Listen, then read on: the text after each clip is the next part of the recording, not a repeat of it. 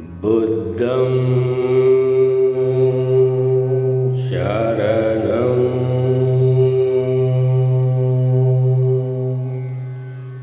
गच्छामि।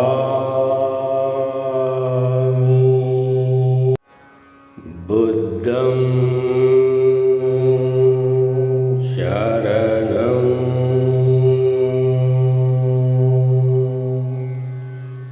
गच्छामि। குருவே சரணம், குருவே துணை, குருவே போற்றி, குருவே எல்லாம். எல்லா உயிரும் பேரருள், பேரறிவு, பேராற்றல், பேரானந்தம் பெறட்டும். அனைவருக்கும் அன்பான வணக்கங்கள். எப்பொருள் யார் யார் வாய் கேட்பினும் அப்பொருள் மெய்ப்பொருள் காண்பது அறிவு. தியானத்திற்கு நாம் அமர்ந்த உடனேயே நம்மளுடைய மனம் ஒடுங்காம இருக்கிறதுக்கு சில காரணங்கள் இருக்கு.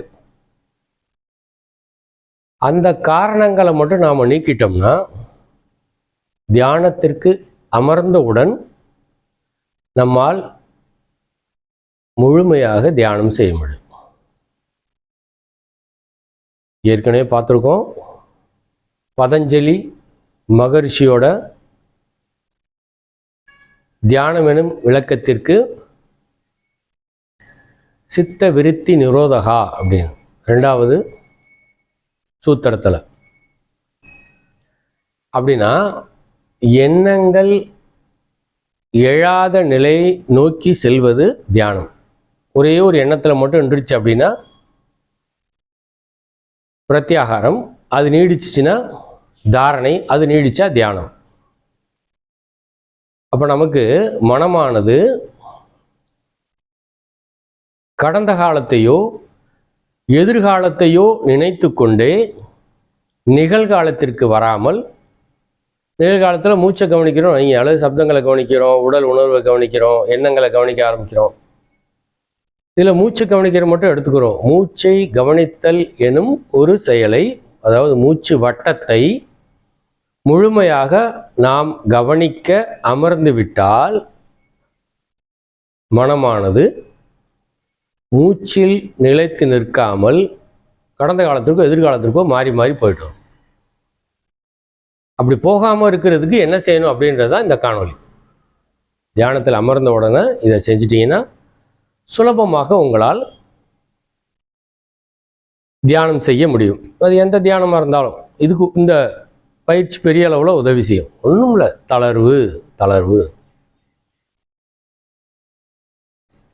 தியானத்தில் அமர்ந்த உடனே முதல்ல எப்படி அமரணும் அப்படின்னா, தலை பிடரி முதுகை நேர்கோட்டில் வச்சு அமரும். இப்படி கூனி குறுகி உட்காரக்கூடாது. நீண்ட நேரம் வழி இல்லாமல் தியானத்தில் எவ்வாறு அமருவது அப்படின்னு ஒரு காணொலி போட்டிருக்கேன். தயவு செய்து அதை ஒரு பார்வை பார்த்துக்குங்க. இல்லை என்னால் சாஞ்சு தான் உட்கார முடியும் அப்படின்னா தாராளமாக சுவரை சப்போர்ட் பண்ணிக்கங்க. இல்லை அதுக்கு ஒரு ஸ்டூல் மாதிரி ஒன்று விற்கிறாங்க, குஷன், அதை வாங்கி வச்சுக்கலாம். தலைப்பிடரி முதுகு நேர்கோட்டில் இருக்கணும். செவத்தில் சாஞ்சு உட்காந்துக்கிட்டாலும் சரி, இல்லை கீழே ஹைட்டான ஒரு குஷன் வச்சு உட்காந்தாலும் சரி. சமணங்கால் போட்டுக்கலாம், காலை இந்த சேரில் உட்காந்துருக்க மாதிரி தொங்க போட்டுக்கலாம். அல்லது ஏதாவது ஒரு ஆசனம், பத்மாசனம் ரொம்ப நேரம் போட முடியுமா பத்மாசனம், குறைஞ்சது ஒரு 15 மினிட்ஸ் ஆகுது நம்ம பத்மாசனம் போட முடியும்னா போட்டுங்க. அல்லது வஜ்ராசனம் அல்லது சுகாசனம், ஏதோ ஒரு நிலை உடலை இருத்தி கொண்டு தயாராகிடும். அப்போ சோத்தில் சாஞ்சு உட்காந்துக்கிறதுன்னு எடுத்துக்கிறோம். நம்ம ஒரு பேச்சுக்கு சோத்தில் சாஞ்சு உட்காந்துட்டீங்க. புறச்சூழலும் தியானத்திற்கு இடையூறு இல்லாமல் பார்த்துங்க. இப்போ எங்கள் ஆசிரமத்தில் நாங்கள் எப்படி பயிற்சி கொடுப்போம் அப்படின்னா, ஹைட்டாக குஷன் கொடுத்து செவத்தை பார்த்து உட்கார வச்சுருவோம். டைவர்ட் ஆகாமல் என்னென்ன செய்யணுமோ அதை பூரா செய்வோம். உங்களுக்கு அந்த வாய்ப்பு இருந்தால் சுவற்றை நோக்கி அமர்ந்து கொள்ளலாம். இல்லை எனக்கு குறுக்கு வலி வரும், கழுத்து வலி வரும் அப்படின்னா நீங்கள் சுவற்றில் சாஞ்சு உட்காந்துங்க. புறச்சூழல் இடையூறு பண்ணாமல் பார்த்துங்க. இப்போ அகம் மட்டுமே, அதாவது நம்முடைய உடல் மட்டுமே நமக்கு இடையூறு பண்ணுறப்ப அதை எப்படி தவிர்க்கிறது? தலைமுடி, எனக்கு மொட்டையை போட்டிருக்கேன் அதனால் உங்களுக்கு தெரியாது. தலைமுடி அதற்கு அடுத்த நெற்றி, புருவம் அதற்கு அடுத்த நெற்றி, ரெண்டுக்கும் நடுப்பட்ட பகுதி. இப்போ நம்ம துண்ணூறு பூசுவோம் பாருங்க, விபூதி. அந்த மாதிரி தியானத்தில் அமர்ந்தவுடன் கண்களை மூடிக்கொண்டு மேல் நெற்றி, நடு நெற்றி, கீழ் நெற்றி, பக்கவாட்டு நெற்றி, இந்த பகுதிகளை யாராச்சும் பிடிச்சி கயிறு வச்சு கட்டி வச்சிருப்பாங்க, நாட் போட்டு. இப்போ அதை அவுத்து விடுற மாதிரி ஒரு கற்பனை. அப்போ நெற்றி எப்படி இருக்கும்? அப்படியே மலர்ந்து தளர்வாயிரும் நெற்றி.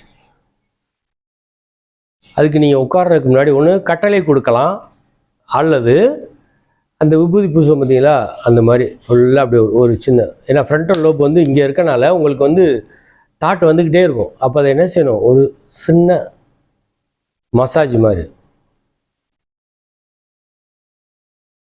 இல்லை இறை வழிபாடு உள்ளவங்க திருநீர் எடுத்து ஓம் நம சிவாய் அப்படின்ட்டு ஒரு 3 முறை நல்லா ஃபுல்லாக கடைசி நெற்றியோட கடைசி வரைக்கும் தடவிட்டு அந்த முடிச்சு அவுத்து விட்டுட்டு நெற்றியை தளர்வாக வைத்து கொள்ள வேண்டும். அந்த கட்டளை கொடுக்கணும். கொடுத்து பாருங்க. 35 வருஷமா இதே வேலையாக இருக்கும். அதனால சொல்கிறேன், ஒவ்வொரு விஷயத்திலும் சின்ன சின்ன நுணுக்கங்களை நான் பகிர்ந்து கொள்கிறேன் குருவோட அருள்னால. நெற்றியை முதலில் தளர்வாக வைத்து கொள்ளுங்கள். அப்புறம் புருவம். புருவத்தை ஏற்றுறது, இறக்குறது, அசைக்கிறது ஒன்றும் வேண்டாம், தளர்வாக விட்டுருங்க. கண் இமைகளை நாம் அறியாமலே இருக்க மூடியிருப்போம், நமக்கு தெரியாது, இருக்க மூடியிருப்போம். அப்போ என்ன செய்யணும்? அந்த ஒரு ஒரு அனிச்ச மலர் மாதிரி மலரின் மெல்லிய இதழ் அப்படி தின்னா இருக்கும் பாருங்க, அது மாதிரி மெதுவாக முடிக்கும்.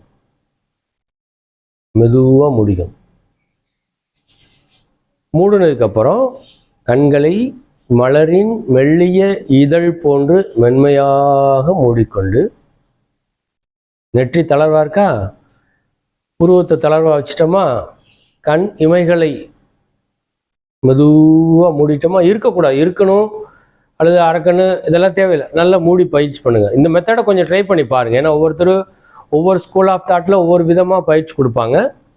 இதையும் ட்ரை பண்ணி பாருங்க. எது உங்களுக்கு சுலபமாக இருக்கோ அதை நீங்கள் கடை கொள்ளலாம். அடுத்து கன்னங்கள். நம்மளை அறியாமலே கண்ணை வந்து இந்த டைட்னஸ் கொடுப்போம், அது அப்படியே ரிலாக்ஸ் ஆகிடுச்சு. கன்னத்தை தளர்வாய். அடுத்து உதடுகள். நம்மை அறியாமலே நாம் பற்களை கடிக்கலாம் அல்லது உதடுகளை இருக்கலாம். அப்போ உதாரணத்துக்கு சிலருக்கு பல்லு கொஞ்சம் எத்திருக்கலாம், உதடு சேராமல் இருக்கலாம், கொஞ்சம் பெரிய உதடாக இருக்கலாம். அந்த மாதிரி சில நேரத்தில் வந்து உதடு வந்து ஒட்டாது.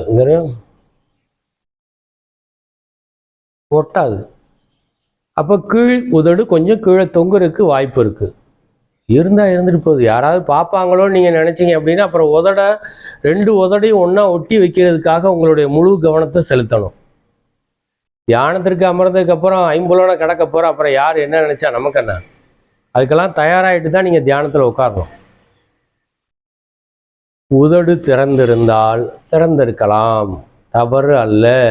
ஏனென்றால் உங்களுடைய மனமானது ஆக்ஞாவில் இருந்து கீழே இறங்கி போய் மூலாதாரத்தில் ஒடுங்குறப்ப செத்த பணத்துக்கு நாடி கட்டு போடுவாங்க பாருங்க, அந்த மாதிரி என்ன செய்யும்? அப்படி ஜா ஓப்பன் ஆகும். தவறு இல்லை, பயிற்சி தொடர்ச்சியாக பண்ணுறப்ப தான் உங்களுக்கு புரியும். அடுத்தவங்களுக்காக தியானம் பண்ண வேண்டாம். நாம் நிகழ்காலத்தில் இருந்து கடந்த கால எதிர்கால துன்பங்களை அனுபவிக்காமல் நிகழ்காலத்தில் எவ்வாறு இருப்பதற்குன்றது தான் தியானம். அப்போ போய் நம்ம யார் பார்ப்பாங்களோ என்ன நினைப்பாங்களோ வேண்டாம். இல்லைங்க, எனக்கு ரொம்ப கூச்ச சுவாபம், என்னால் அது இல்லாமல் யாராவது பார்ப்பாங்களோன்ற உணர்வு இருக்குது அப்படின்னா செவரை பார்த்து உட்காந்துருங்க. அல்லது இப்போ நாங்கள் கயா போயிருந்தோம், அங்கே எப்படின்னா வெளிநாட்டிலேருந்து வர்றவங்களாம் என்ன செய்வாங்கன்னா ஒரு பெரிய தொப்பி இருக்கும், கேப்பு. அந்த கேப்பில் ஒரு ஸ்க்ரீன் போட்டிருப்பாங்க, சல்லடை மாதிரி ஸ்க்ரீன் போட்டிருப்பாங்க. அப்போ அவங்க முகத்தை யார் பார்க்குறாங்க அப்படின்னு பார்க்க மாட்டாங்க. ஸோ அந்த மாதிரி ஏதாவது ஒரு முயற்சிகளை நீங்கள் செய்து கொள்ளலாம். ஆனால் எதையும் கண்டுகொள்ளாமல் மூச்சில் கவனம் வைப்பது சிறந்தது. ரைட், நெற்றியை தளர்வாக்கியாச்சு. கண் இமைகளை மலரின் மெல்லிய இதழ் போல மென்மையாக மூடிக்கொண்டு புருவத்தை தளர்வாக்கி கன்னங்களை தளர்வாக்கி உதடுகளை இருக்காமல், நீங்கள் இந்த குழந்தைய ஏதாவது எழுதி சொல்கிறப்ப அப்படி மேனரிசம் வரும். தியானம் பண்ணுறப்ப அந்த மாதிரி எந்த மேனரிசமும் நமக்கு வேண்டாம். இன்னொன்று, எனக்கு தெரிஞ்ச ஒரு அம்மா வந்து தியானத்தில் எப்போ உட்காந்தாலும் நான் நிறையா தடவை சொல்லி பார்த்துட்டேன், இது வேண்டாங்க செயற்கையாக இருக்குது அப்படின்னு. அப்படியே முகத்தையே அப்படியே, அதாவது நம்ம கமல் சார் ஒரு படத்தில் பார்த்த விழி பார்த்தபடி பூத்து இருக்க அப்படியே ஆனந்தமாக முகத்தில், ராமகிருஷ்ணனுடைய படத்தை பாருங்கள், ஆனந்தமாக இருப்பார். அந்த மாதிரி செயற்கையாக அப்படியே மலர்ந்த மாதிரி முகத்தை வச்சு, அதெல்லாம் வேண்டாம். அதெல்லாம் என்ன செய்யும், உங்களுடைய மூச்சில் கவனம் வைக்க விடாமல் தடுக்கும். அப்போ மலர்ந்த மலர் போன்று முகத்தை வச்சுக்கலாம். செயற்கையாக புன்முறுவல் பூக்க வேண்டும் அல்லது இதழோர புன்னகை பூக்க வேண்டும். மலர்ச்சியாக இருக்கணும், சிரிச்சுக்கிட்டு இருக்க வேண்டிய அவசியம் இல்லை. ரைட், தலையை கவனிச்சாச்சு. அடுத்து கழுத்து. உடல், அதாவது தலையோட எடையை தாங்குகிற அளவுக்கு கழுத்து கொஞ்சம் வலி, அப்படி இப்படி ஏதாச்சும் நம்மள அறியாமல் அப்படி சாய்க்கிறதெல்லாம் இருக்கும், சைடில் திரும்புகிற மாதிரி இருக்கும். வேண்டாம், கழுத்தை நேராக வச்சுங்க, தலையை நேராக வச்சுங்க. தோள்கள் அந்த ஷோல்டர்ஸை அப்படியே வரப்பாக வைக்கணுன்ற அவசியம் இல்லை. தோள்களை தளர்வாக வைத்துக்கொண்டு நல்லா ரிலாக்ஸ் ஆகிக்கணும். கைகளையும் தளர்வாக்கிடுங்க. விரல்களை இந்த மாதிரி இருக்கணுன்ற அவசியம் இல்லை, கோர்த்து இருக்கணும். அதே நேரத்தில் தளர்வாக ஒரு விரல் போய் இன்னொரு விரலை என்ன செய்யக்கூடாது, இருக்கக்கூடாது, தளர்வாகும். திரும்பவும் சொல்கிறேன், நெற்றியை தளர்வாக வைத்துக்கொண்டு கண் இமைகளை மலரின் இதழ் போன்று மென்மையாக மூடிக்கொண்டு கன்னங்களை இருக்காமல் உதடுகளை இருக்காமல், இன்னும் சில பல்ல கடிப்பாங்க, பற்களை கடிக்காமல் அன்று மலர்ந்த தாமரை மலர் போன்று மலர்ந்த முகத்துடன் தோள்களை தளர்வாக வைத்துக்கொண்டு கைகளையும் தளர்வாக வைத்துக்கொண்டு கை விரல்களை இருக்காமல் முதுகெலும்பை நேராக வைத்து, அதுக்கு சாஞ்சு உட்காந்துக்கலாம். நேராக வைக்க முடியல, என்னுடைய உடல் வந்து கொஞ்சம் கனமாக இருக்குது அல்லது முதுகு சதைகள் பலமிழந்து இருக்குது அப்படின்னா சோற்றில் சாஞ்சு உட்காந்துக்கலாம், அல்லது குஷன் இந்த மாதிரி சேரில் உட்காந்துக்க. மிக முக்கியம், கால்களும் தளர்வாக இருக்க வேண்டும். நீங்கள் சமணங்கால் போட்டு உட்காந்தீங்க அப்படின்னா ஏதோ ஒரு காலோட ஆங்கிள் ஜாயின்லேருந்து தரையில் அழுத்தப்பட்டு கால் வலி சீக்கிரமே வந்துடும். அதனால பட்டுக்கு எப்படி நம்ம ஒரு குஷன் வைக்கிறோமோ அது மாதிரி ஒரு சின்ன துண்டையோ ஒரு பெட்ஷீட்டையோ மடித்து கணுக்காலுக்கு கீழே மூட்டுகளுக்கு கீழே வச்சிட்டிங்க அப்படின்னா அந்த அழுத்தம் குறையும். ஒரு கால் மேலே இன்னொரு கால் அர்த்த பத்மாசனம் சாலை சிறந்தது, அது அழுத்தம் குறைவாக இருக்கும்.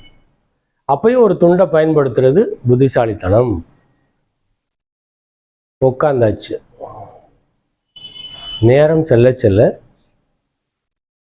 மூச்சில் கவனம் வைக்க நீங்கள் முயற்சி செஞ்சுக்கிட்டே இருக்கப்ப நம்மை அறியாமலே கால்களை இறுக்குவோம், கை விரல்களை இறுக்குவோம், முகத்தை சுருக்குவோம். எப்போ மனமானது எடுத்த உடனே மூச்சில் கவனம் வைக்க விடாமல், ஏன்னா கடந்த காலத்துக்கு எதிர்காலத்துக்கோ போய் போய் பழகிருக்கே, உடனே என்ன செய்யாது, உடனே வராது. நான் சொன்ன மாதிரி தளர்வாக்கிட்டீங்கன்னா ஓகே ஆயிரும்.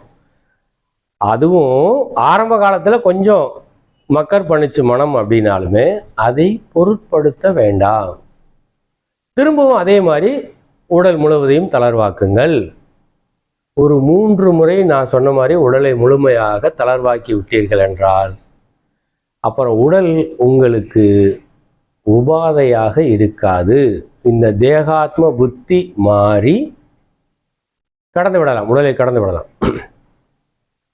மூச்சில் மட்டுமே முழுமையான கவனத்தை வைக்க முடியும். முழுமையான மூச்சு வட்டத்தை கவனிப்போம். ஏற்றி இறக்கி இருகாலும் பூரிக்கும் காற்றை அறியும் கணக்கறிவாளர் இல்லை என்ற பாடல் மாதிரி கூற்றை நாமும் உதைத்து தள்ளுவோம். அனைவரும் அஞ்சக்கூடிய மரணத்திலிருந்து மீண்டு வருவோம். நமோ புத்தாய. நன்றி, வணக்கம்.